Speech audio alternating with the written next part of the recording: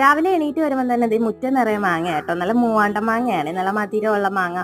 അപ്പൊ ഇന്നലെ തലേ ദിവസം മഴയില്ലായിരുന്നു, മഴയും കാറ്റും ഒക്കെ ഉള്ള ദിവസമാണെങ്കിൽ നിറയെ മാങ്ങ കേട്ടോ. ഇന്ന് കുറച്ചേ കിട്ടിയോളൂ കേട്ടോ. അത് ഈ മാവിലയാണ് കേട്ടോ ഈ മാങ്ങയൊക്കെ. ഇതിലൊക്കെ തീരാറായി. ഇതില് കുറെയൊക്കെ കിളിയൊക്കെ കൊത്തിക്കൊണ്ടുപോകും. വേറൊരു മാവുണ്ട്, അതിൽ നിറച്ച് മാങ്ങയുണ്ട്. പക്ഷെ അത് പഴുത്തിട്ടില്ല കേട്ടോ, അത് വീഴാൻ തുടങ്ങിയിട്ടില്ല. അത് അച്ചാറിന്റെ പരുവൊക്കെ ആയിട്ട് നിൽക്കും. അച്ചാറിടാൻ ഇപ്പം നല്ല ബെസ്റ്റാ.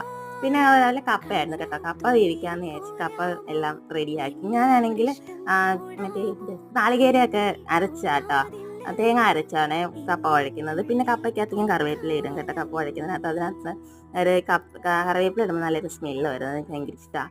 അപ്പം രാവിലെ കപ്പ കുഴച്ചതും പിന്നെ തലേദിവസത്തെ കുടംപുളി ഇട്ട് വെച്ച മീൻകറി കേട്ടോ.